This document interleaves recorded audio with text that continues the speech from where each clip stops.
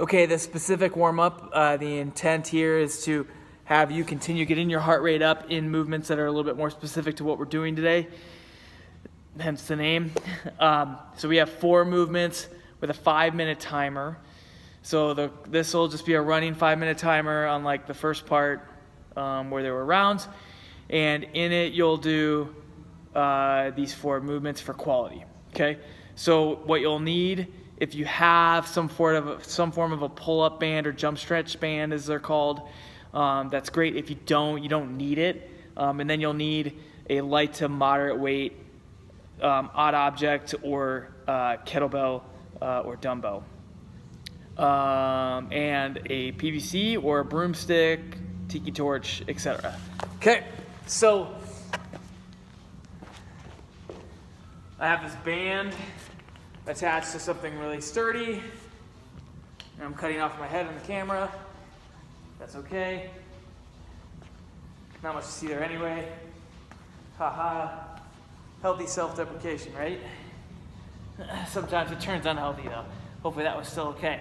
So I'm gonna create some tension on this band, step away. The band's in the hip crease, and I'm hinged over, back is flat. I'll put my hand back there to monitor it. And I'm gonna get my feet wider than shoulder width to accommodate the odd object. In this case, I have a kettlebell. And then, so from here, I'm gonna grip my feet, my toes into the ground. And I'm gonna set my back in a good position. I'm gonna bend the handle of the kettlebell a little bit. And then I'm gonna drive my knees back and then squeeze my butt and push my hips forward into the band. And then when I go back down, butt goes back first. And then once I pass my knees, then my knees could bend some more. So knees, hips, hips, knees, okay? Knees, hips, hips, knees. Okay, so 10 of those. If you don't have a band, just do kettlebell or dumbbell or odd object deadlifts without the band.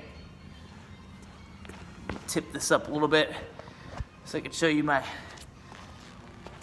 smile. So second movement, you'll move the band down a little bit if you have that band. Oop, got a little tight here. Because I was hip thrusting so much, so strongly. Okay, so PVC through the band. I'm gonna get in that same bottom position that I was at the start of the kettlebell deadlift. Band will be a little bit lower. Feet are gonna be hip width apart. I'm gonna set my back in a good position, which means neutral spine, shins are vertical, butt's back, and I have my shoulders engaged, and I'm gonna pull the band and the PVC to my shins. So this is a primer for engaging your lats in the start position on any form of a deadlift, okay? Elbows stay super straight. I'm trying to bend the PVC the whole time. So 10 of those. Then you'll take the PVC, get on the ground, and give me 10 PVC overhead presses. Whoop. From behind the head, behind the neck. So on your stomach, these prone means on your stomach. So PVC, tiki torch starts on the shoulder blades, and then you'll press behind your head without touching it to all the way overhead, and then back down. So 10 of those. And then the last movement is for those of you who have a barbell. And these will be 5 tall jerks. If you don't have a barbell, forget the last movement. You don't need to do it in your warm-up. Okay, so those would be the minimal equipment folk. So tall jerks, gonna give you a picture of my upper half. I'm gonna get far enough away. So it's the second half of the split jerk or the push jerk. In this case today we'll be doing the split jerk. So another name for it is drop jerks. So you'll take your PVC. This is all about positioning. So you take your PVC, you're gonna bring it up to forehead level, and then you're gonna get onto your toes, and then you're gonna press yourself underneath the PVC and land in a lunge or split jerk finish position, like so. Okay, so front shin, whoop, that's a little better, is vertical, knees a little less than 90 degrees, or a little bit more, depending on how you measure it.